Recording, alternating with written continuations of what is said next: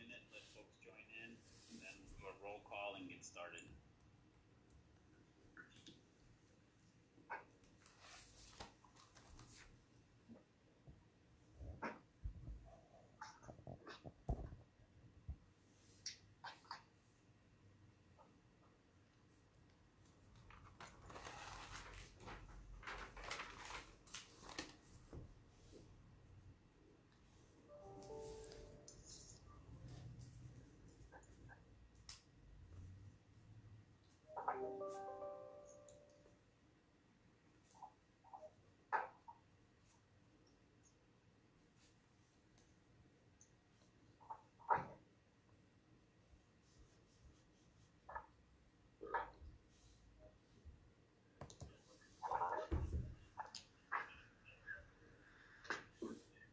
Okay,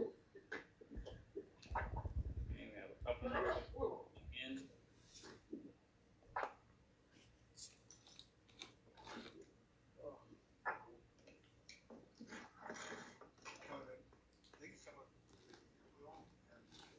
Okay, with 10:01, why don't we get started?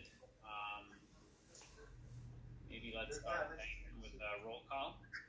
Sure. Teddy McKelly. I'm present. And I can hear you. Yvonne Caraveau. Good morning, I'm here. Good morning, Yvonne. We can hear you. Nolan Cowden. Here. Oh, yeah. Okay. If you're not speaking, can you? Steve Fensky.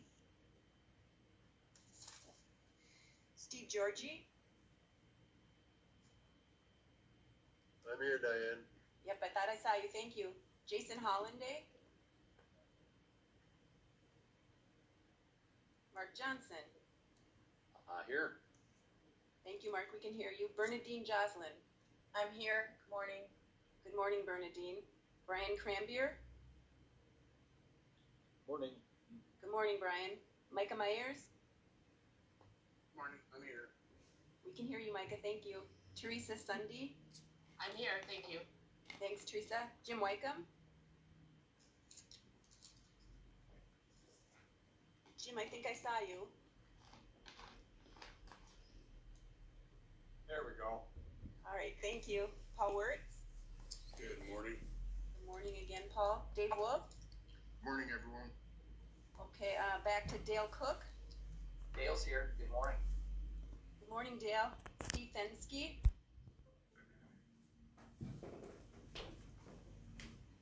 Jason Hollanday. All right, I'll watch for them, but I don't see Steve Fensky or Jason Hollanday. Okay. Thank you, Diane. Well, good morning, everyone. Welcome to the first task force meeting for 2021. I hope everybody had a nice break over the holidays, or at least got the chance to take some time off and spend time with family. I know I got a chance to do that, but I know that there's some folks that were working feverishly on finishing the report. We'll talk about here in a second, but that's published, so feel good about the fact that we were able to put something out and available for both the governor and the legislature. So kind of a rundown for the topics today. I don't know if we will take the full time, but we have 2.5 hours. Again, we because of these virtual meetings, doing 4-hour meetings on the screen is a bit tough. So unless we have to, we try to avoid that. So we kind of have a schedule up to 12:30 today. We'll start out. I mean, we just did the roll call. We'll do some introductions of other folks that may be on the line. We'll approve some minutes from our last meeting in December 18th. Then we'll kind of talk about the status of the 2020 report. And then from 10:20 to 10:40, I have an update from the Office of Broadband Development. Lots of things have happened since the beginning of the year, and particularly this past week. So we'll give a chance to give us an update there. And from that, I want to get into more of a discussion around sort of what is our focus for 2021. I think some of that we outlined it in our annual report, but what are some of the topics that we want to hear this coming year at the task force meeting? That was really helpful. We did that last year, and that was kind of a blueprint for the different agenda items that we had throughout our meetings. as well as, kind of the related presenters. We'll talk a little bit about meeting locations, meaning like, we're going to continue doing virtual here, but if we get beyond the virtual side and we're able to meet face to face, we'd love to get some ideas of locations we could potentially meet in, aside from the venue at the office of the Deed. If needed, we'll take a break between 11:20 and 11:30, and then 11:30 we'll come back together. And then the goal is, as a task force, one of the things we did last year was break up into subcommittees. We'd love to have a discussion if that worked well, if that didn't work well, if we want to see some other structure put in place. If we do want to go to the subcommittees, again, what are the topics that the subcommittee should be tackling? Love to have a discussion around that. And then, assignments of the task force members. I don't know if we'll get that done today, but at least we'll try to get some sort of preference of where folks want to be. And then we will wrap up the meeting with any other public comments or other business that we have remaining for the day. So with that, maybe Diane, I see a couple of folks have joined. We can finish up the couple of folks that you wanted to make sure that they're here. And then I'll also give an opportunity for others that are not on the task force to be able to announce themselves if they wish to do so. All right, great. Jason Hollanday, I think I see you. Can we hear you? Yes, great, thank you. Steve Fensky. Okay, still don't see Steve. All right. Yeah, good morning, Jason. Okay, others that are not on the task force that would, you don't have to, but if you wish to do so, would like to announce yourselves, I'll give you an opportunity to do so now. Yeah, Alejandro, go ahead. Hi everyone, good morning. And Diane, hi, I haven't talked to you in a while, but I just want to say hi to everyone. My name is Alejandra Henriquez with Congressman Tom Emmer's office. So just want to make sure everybody knows we're here if you guys need anything. Thank you. Thank you, Alejandra. I see Ryan Altman, you have your hand up. Hi there, yes, Ryan Altman here. I am also with Congressman Tom Emmer's office, so if you need anything at all, just let me know. Awesome. Thank you, Ryan. John Kelly. Hi, everybody. It's John Kelly. I'm the policy advisor in the governor's office that has broadband in my portfolio. So just hello, everybody, and happy Friday. Okay. Good morning, John. Any others?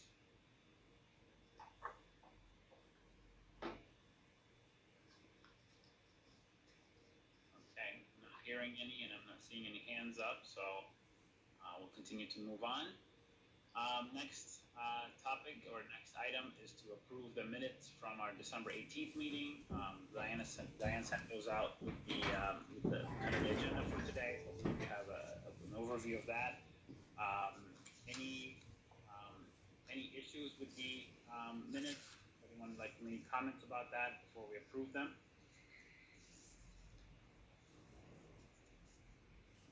Not hearing any dissent. We'll take that as approval, unanimous approval of the minutes. So, Diana, we have those approved and we can post them to the site. So we took care of that. Okay. All right. So the next topic is really the 2020 annual report. First of all, I would like to thank everybody for putting your efforts in reading the document, giving feedback. We didn't have any substantial changes from the meeting we had on December 18th, but there was a lot of finer points, both from anywhere from formatting the document to some things that were needed to be cleaned up, some statements that needed to be adjusted. So really, really appreciate everybody's input on that piece. I believe from a content standpoint, we were, based on the vote, we were completely done by the last week of December. And then really the bulk of the first 2 weeks were really, the document was in the hand of the communications team, making adjustments to the format, making sure it was we caught up the last commas here and there or references and made sure all was carried out. And I believe the document was published and posted this week, as well as electronic copies were sent to the various legislature and also to the governor's office. One thing that we didn't do was the printing side of things. Once to personnel, I don't know that we had enough people to do that. Plus, not sure how valuable that was in kind of this virtual environment. So we went with the approach of more the electronic copy. Although we can have published printed documents if we need to do so. So that's kind of that. Maybe Diane, you can give us a little bit of update of kind of the last minute here and there movements on the document itself. Yeah, we sent it to our comms team, and something to keep in mind for last year is because there were a number of writers involved, they had to do quite a bit of work to make it accessible, which I know is one of the recommendations of this task force, is to make sure documents that are posted are accessible by recommending that there be funding to state agencies to do that. So we did that with this report. It will be accessible. And so when we go back to the base document for next year, we should start from this report if we can, especially if we use the multi-writer approach. Once it was finalized and in PDF format, it went to Devin Beaudry, our government affairs person, and he took care of distributing it to all of the legislators electronically and the governor's office. And then I sent it out to all of the task force members the morning before that, or the evening before that. So hopefully it's in good shape. If there, we can still, pull it back out and tweak it if somebody finds just. What I read it for was to try to pull out anything that had some formatting language in it still, like this should be in a text box, for example. Hopefully all of that stuff is out. We can go back in and take it out again and repost it to the website if we need to, but otherwise I think it's final. Great. Thank you, Diane. One last comment I'd have is also you saw, I believe it was this week, the governor's kind of proposed budget came out. There was $50 million one-time placeholder in there for broadband. Obviously not the $120 million over the biennium we had asked for, but I know that the document we submitted and some of the recommendations we had actually played a huge part in that, in adjusting that. And I actually, from a one-time basis, this is the largest amount that's been dedicated to this.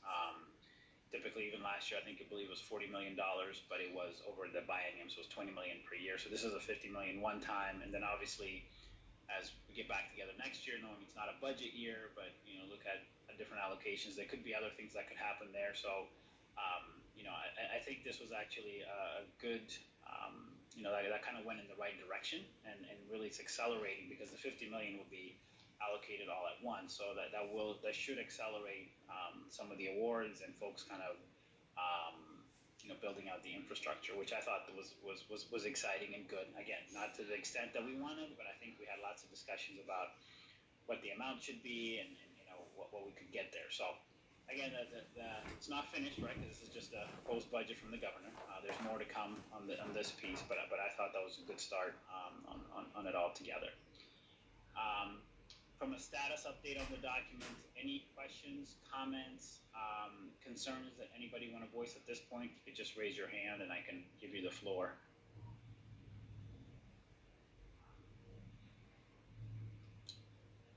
Zachary?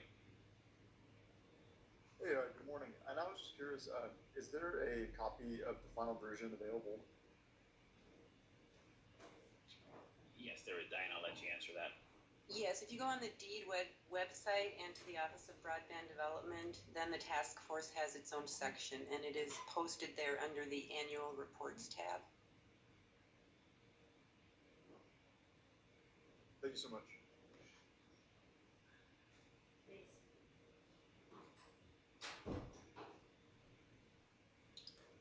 Other questions, comments? Yvonne?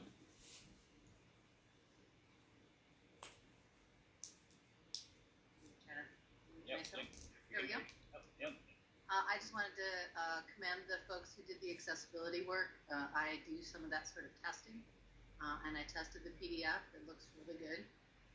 I found one minor thing, and it's not even important, so I'm not even worth mentioning. So they did a really good job.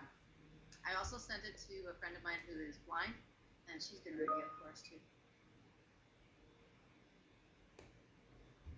That's great. Thank you for doing that, and thank you for the feedback. And for those who are asking, Mark Johnson in the chat just put in the link to the document as well.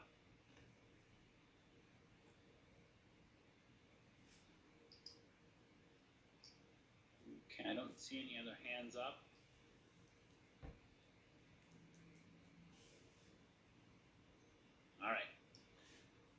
waited 7 seconds of uncomfortableness and nothing there, so we can move on. All right, so moving on to the next topic, it's an update from the Office of Broadband Development.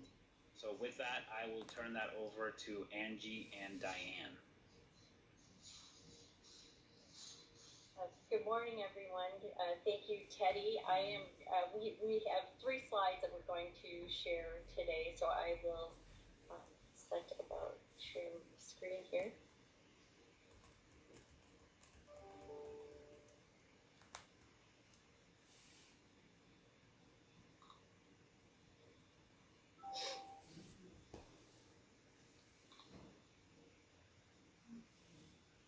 Teddy, are you seeing a slide or my desktop? No, we see the slide. It's perfect. Okay, wonderful, wonderful.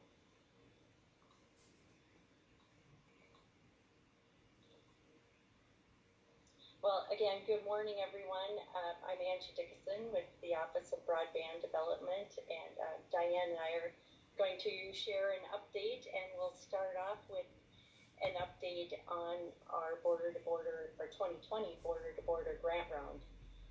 And then Diane will provide some detail on federal broadband funding opportunities after that. Yesterday, Commissioner Grove and I held a press conference to announce DEED's 2020 border-to-border broadband grant awards. We were happy to be joined by BevCom, Garden Valley Technologies, and MediaCom Minnesota, who were 3 of this round's grant recipients, among others. As you know, one of the primary programs administered by the Office of Broadband Development at DEED is the Border-to-Border Broadband Infrastructure Program, which the legislature has funded in 6 of the past 7 years. This slide, $26.2 million, has been appropriated, and 179 projects out of 360 projects submitted have been funded. The grant program can fund up to 50% of the cost to build out these projects, so the $126.2 million has been matched by capital of $180.2 million.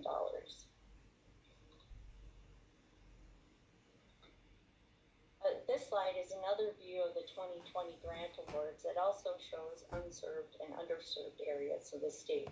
Both of these maps are available on OBD's website. Border-to-border broadband grant projects have enabled the construction of broadband services across the state, bringing high-speed service to over 48,000 households, almost 8,400 businesses, and nearly 400 community anchor institutions such as hospitals, clinics, township halls, and churches. In round 6 of the border-to-border grant program, we received 64 applications. Out of those 64 applications, 10 applications were not funded due to RDOF implications, and 2 applications were withdrawn by the applicants. And Diane, now I will turn it to you. Thanks, Angie. What I'm going to do is talk a little bit about the federal funding opportunities, as there does seem to be some confusion as to what is for certain on the horizon, and some confusion about what may be in a future stimulus package but isn't really there. And I think some of that has to do with the last minute switch around of the stimulus package that passed at the end of December. But we do know that the USDA has 2 programs, Reconnect and the Community Connect program. Reconnect has awarded grants, grant loan combinations, and 100% loans. We are waiting on a possible round 3. I did check with our USDA rep for Minnesota and Iowa, and he confirmed that there will be a round 3. The new administration had to review some of the details. It should be released in hopefully late March, early April.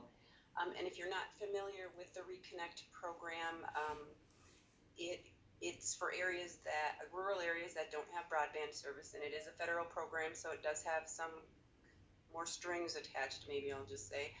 And you can only file 1 application. You can have disparate geographic areas in that 1 application. And we have had 3 winners to date in that, or awardees in that program to date. In round one, we had 3 applications filed. 2 were awarded. Harmony Tel received a $5.4 million grant loan to serve 577 households down in southern Minnesota near the Iowa border. And CTC received a $5.2 million grant in Cherry and Great Scott Township for 700 locations. And those were announced at the beginning of 2020. So I think construction is still going on. In round 2, that announcement was made in October of 2020, and again, CTC, and they were the only applicant, and you get additional points if you get a letter of support from the governor's office. So those are all we've been tracking is 3 the first round and 1 the second round. And that project is a $3 million grant in Morrison County for 819 households, 34 businesses, and 25 farms. So I would expect that CTC will begin construction on that when the ground thaws.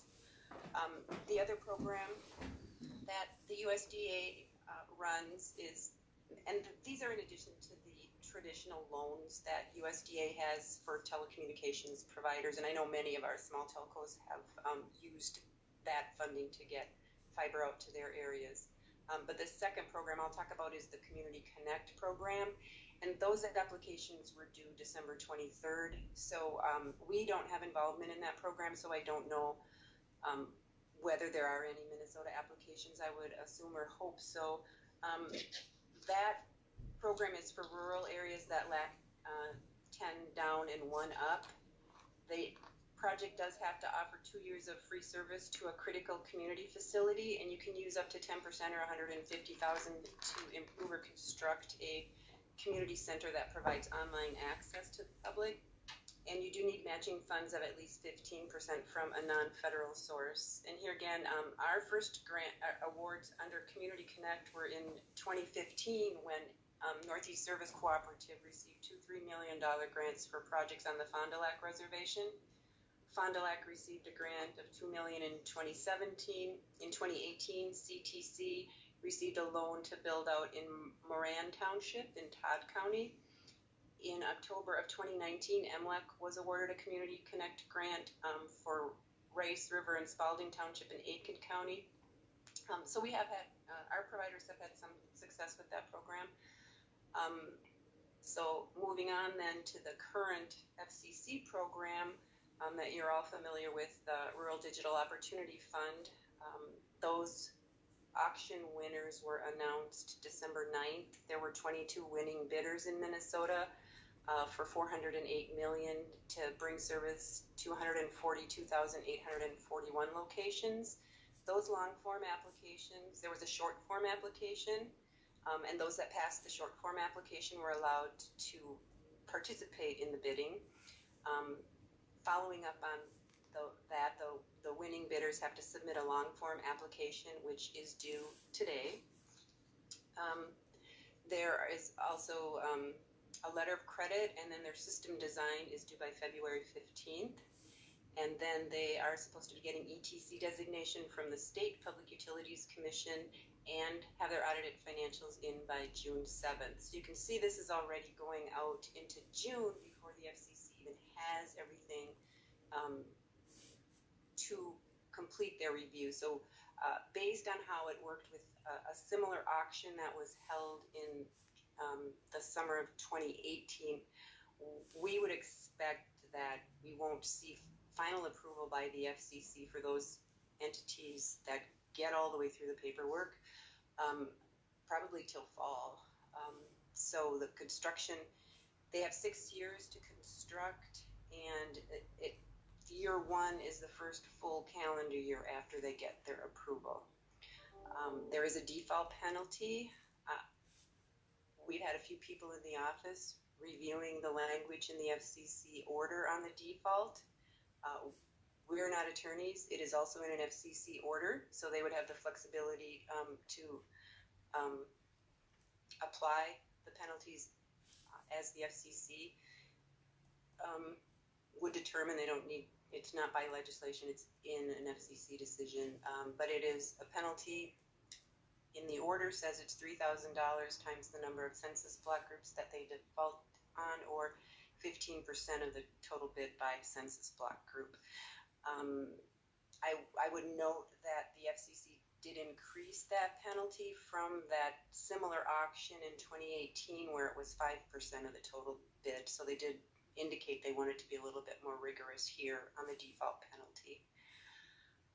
And then there are federal funding opportunities that have been made available in the package, the stimulus package that was approved in Congress at the end of December. Some of the confusion is about a week or up until about a week prior to that package being approved, there were block grants that were going to go to the states for broadband infrastructure award. That came out, and so that isn't there. The only thing really still available for potential infrastructure construction in the states that the state government would have some participation in is $300 million, and that's nationwide, that NTIA will be administering. And Angie and I are participating on calls almost weekly with the NTIA so that we are up to date, and they're still just working on the details, so there isn't any information that we have or can share at this point as to how that is going to work. There is $1 billion for tribal funding, but that will be, again, worked directly with the tribes. The one benefit, and we know there are two barriers to broadband, the digital divide, and that's availability and affordability. So a lot of the $7 billion in the stimulus package is going to the affordability issue, and that's $3.2 billion that the FCC has to administer in an emergency broadband benefit program. Comments on that were due Monday. Reply comments are due on February 16th. The program basic framework is that it'll provide a $50 a month, up to a $50 a month benefit to the household, 75 if it's a tribal household. The credit goes to the internet service provider. The ISP does not have to be an ETC, which is important because we want to make sure all providers are offering this benefit to low-income households, and that opens it up to many providers that are not ETCs, which has traditionally been kind of a telephone company designation, and we are tracking very closely this program as well. So happy to try and answer any questions if you have, between the two of us anyway. Thank you, Diane and Angie. Any questions from members of the task force? Raise your hand and I'll be happy to call on you. Teresa?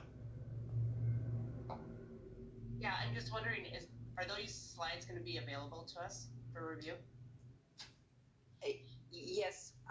If you go on the task force section of the website, we do ask all presenters, and that would include us, to post the slides of our presentation so that they are available after the meeting. Thank you. All words? Yeah, just a couple questions. With the completion of the 2020 grant rounds, do we have an idea of how many unserved, what that number will come down in unserved households and what that will do to the penetration in terms of reaching our speed goals, getting closer to those two speed goals?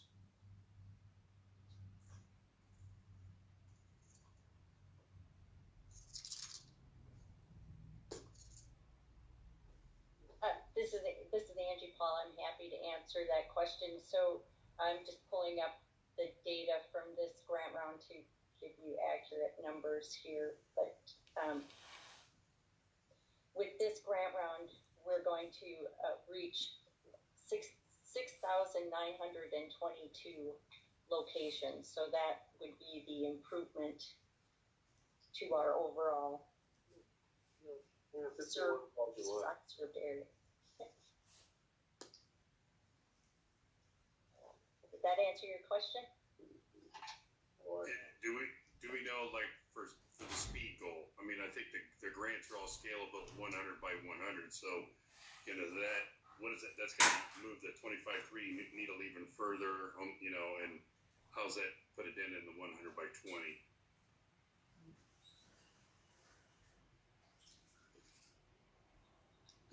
I think it's 256,000 households that don't have the 100 by 20, and I think Angie's number was rounded to about 7,000, so we'd be coming in at about 249,000 households then.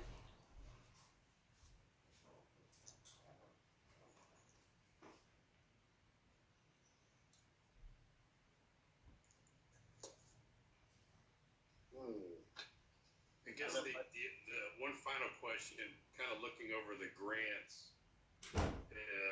So, I mean, do we have a minimum? The total project is, I'm looking at one here. Total project is $25,000.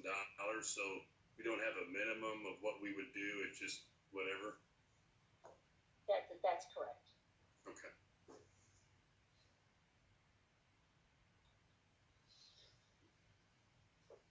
Other questions or comments? It's a flippant fantasy.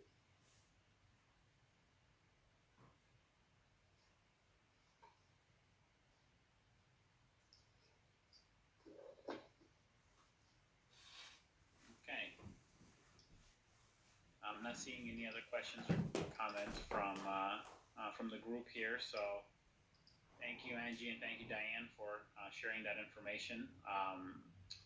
Again, when we get into the topics section here in a second, if there are other things you'd like to hear from the Office of Broadband Development, we can surely bring them up, and then we can have Angie and Diane again prepare the material and then present to this group again, depending on what we want to hear.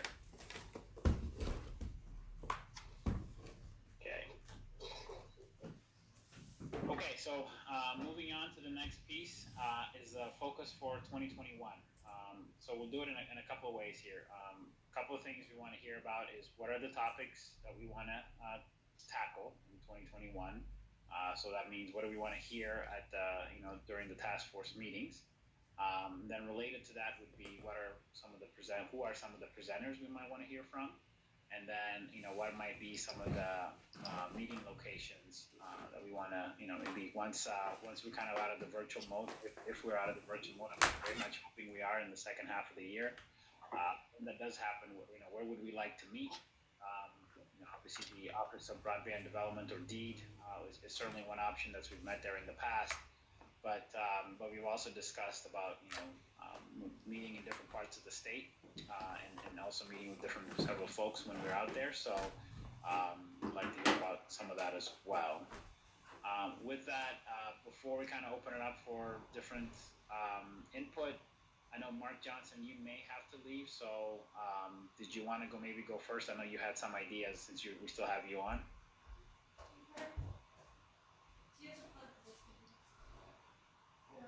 Oh, he may have left already.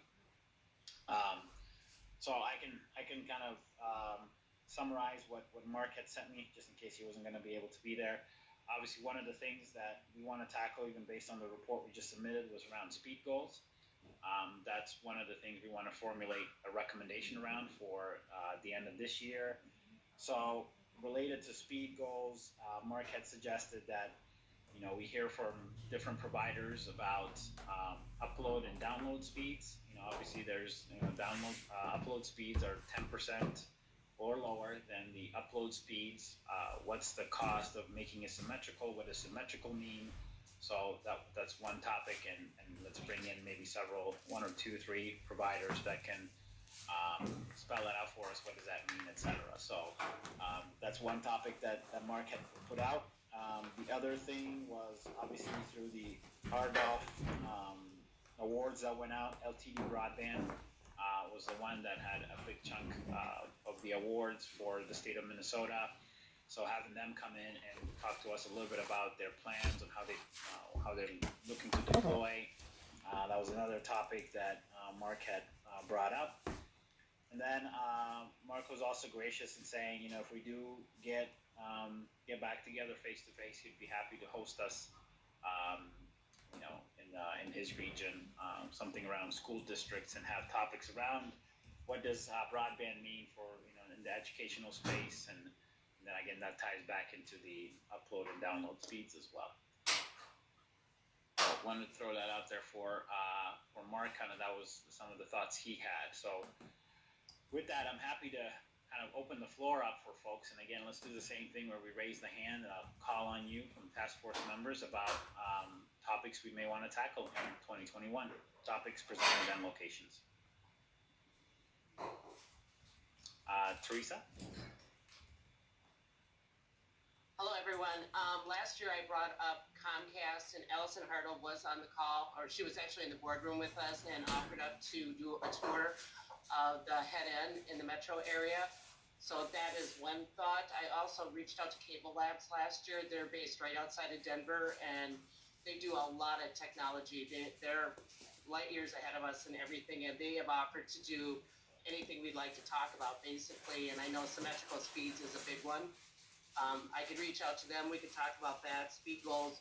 I know the pandemic has brought awareness, but, you know, what we're doing, this has been a need for a long time, bringing out to rural. So it'd be nice to maybe do a field trip to some small areas or farms or something, you know, get out of that boardroom when we can. That would be awesome, and away from these cameras, which I'm not a big fan of. But I can come up with other things too, but getting out and educating ourselves, like I've said time and time again, would be really beneficial. Thank you. I agree with you, Teresa. Thank you.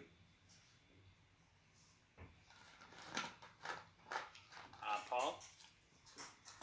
Yeah, just a couple of things. I know just in the last couple of days, at least, probably review as part of the task force, gathering of information. The National Urban League has released it's called the Lewis Latimer Plan for Digital Equity and Inclusion. It's getting a lot of attention.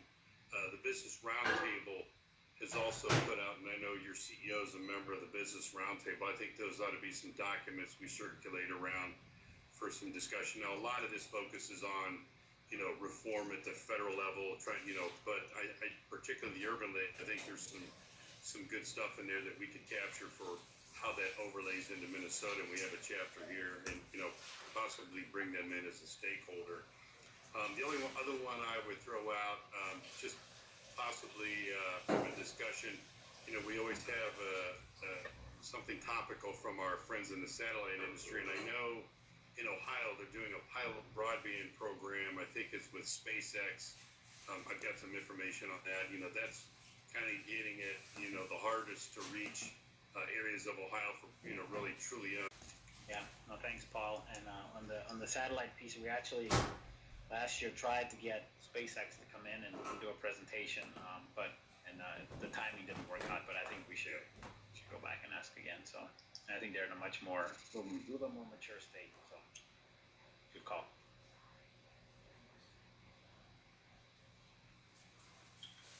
Bernadine?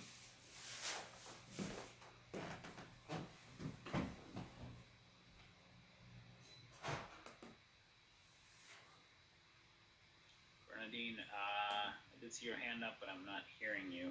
Oh, sorry. There we go. Morning, everybody. Missed my mute button. Wanted to add to the topic list, Teddy, affordability as a topic and the both sides of that. Subscriptions from a consumer citizen perspective and from the provider perspective. Okay. Did you have any specific, obviously the topic's good and we'll talk about it. Do you have any specific presenters you had in mind? Or is that I'm not prepared today, but I will work on that. Thanks. Okay. No problem. Brian Cranbeer? Thanks, Teddy. Any update from the Land O'Lakes project? I thought that was very beneficial for the pandemic that we got to go to your headquarters facility and show some of the uses of agriculture, kind of to Teresa's point, just to show actual applications. I thought that was very beneficial, and I'm not prepared at this time, but I think there may be some opportunities on the electric utility side that we could talk a little bit about some of the infrastructure being put into, and I can reach out to Great River Energy to see if maybe they would host there, but I need to do a little work there. Okay, that's good. Holiday? Good morning. I don't know if anyone would have any interest in tribal projects around Minnesota. I don't really have any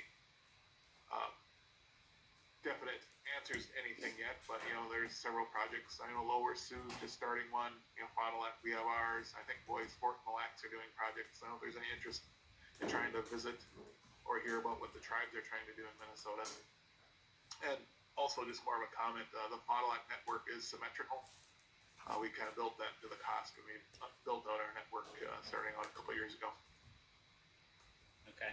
And Jason, I mean, is that something we could organize, potentially a meeting at somewhere there in the tribal lands? Yeah, I think so. I can reach out to a couple of the other tribes to see if they are interested in doing that. Okay. I think that was good. That's also something we had talked about last year. Obviously, we didn't get a chance to dive into that a bit more.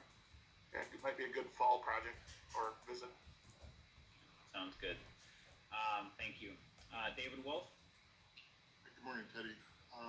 Midwest Internet Cooperative Exchange, or MICE, located at the 511 building, has about 94 large participants that exchange data there, and it'd be interesting to get an update from them as to how all the ISPs are appearing in the state of Minnesota and what the road ahead is looking like, especially when we're talking about modifying upload speed goals and other things. It's definitely something that would be fun to tour, but I don't want to throw a 511 tour in the mix with COVID going on and all that, but a MICE update would be interesting for the group, I believe.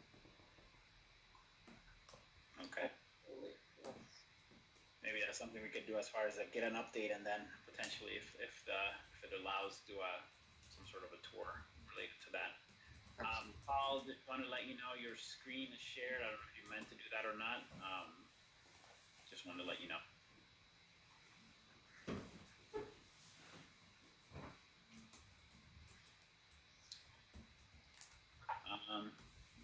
Okay, I don't see any other hands up.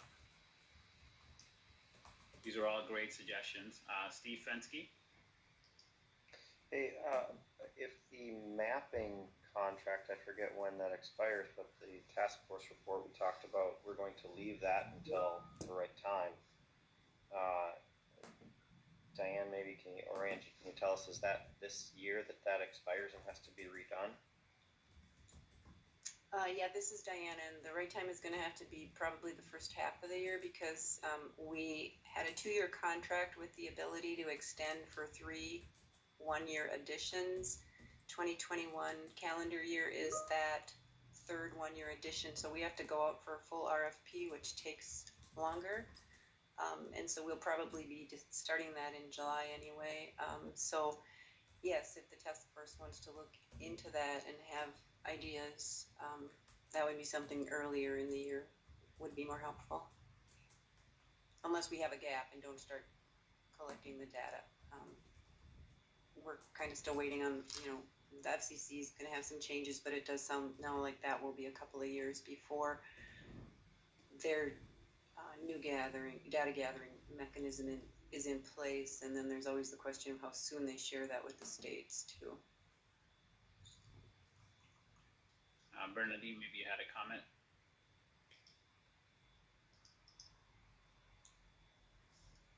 Bernadine, you're on mute.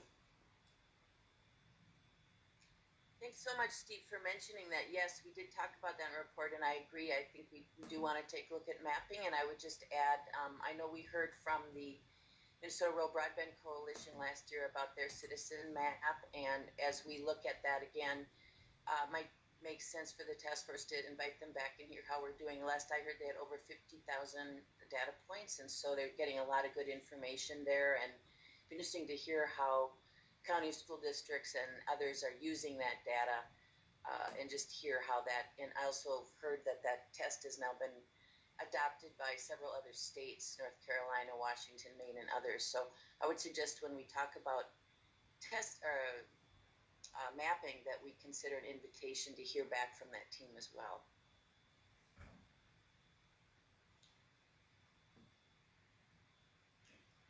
Thank you, Bernadine.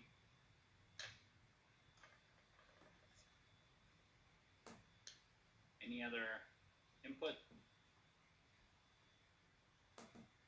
Micah? One of the items in our subcommittee work looked at. Don't know if it's going to provide value, but looking at MnDOT's initiative on autonomous vehicles and looking at where they're in that project and looking at if there's some potential partnerships they can build to help expand in some of these areas. Yeah, Micah, that's a good point, and we may even have the Commissioner Keller come in and speak to some of the work that they're doing. I know I am set to present at the Blue Ribbon Council about our report and our findings from 2020, and she had expressed an interest in sharing even with us and sort of broader audience about some of the connected work that they're doing and why internet becomes important from a Department of Transportation perspective. So that's a good call. We may have that, or come in and do an update on that piece, or have her team come in and do an update.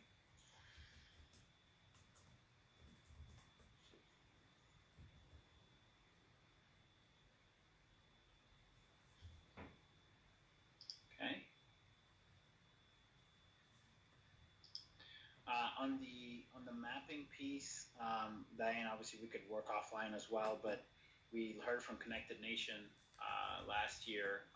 Are there others? I mean, obviously the crowdsourcing piece, we heard a little bit about that last year as well. We probably could think about other folks we might want to bring in with that topic if it's something we need to discuss in the first half of the year. Maybe it's one of the first things we put on the agenda for the next couple of meetings.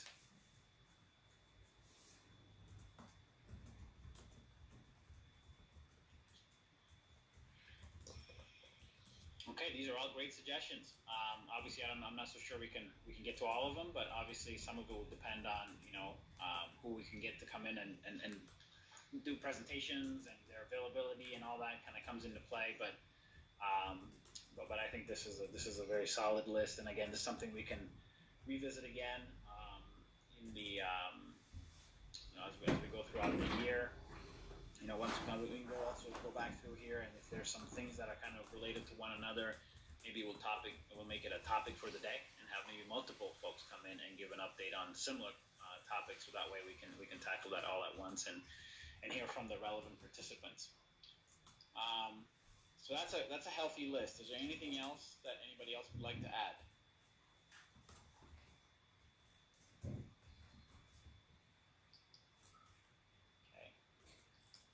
Hearing any. Oh, you gone? Sorry. No worries. Go ahead.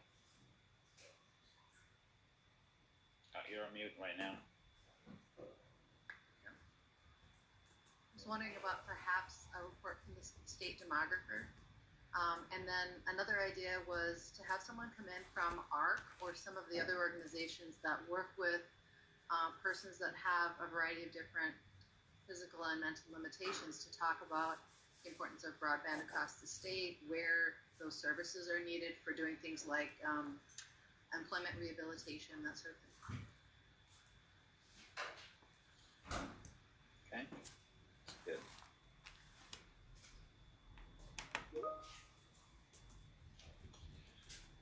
Got that. Thank you, Yvonne.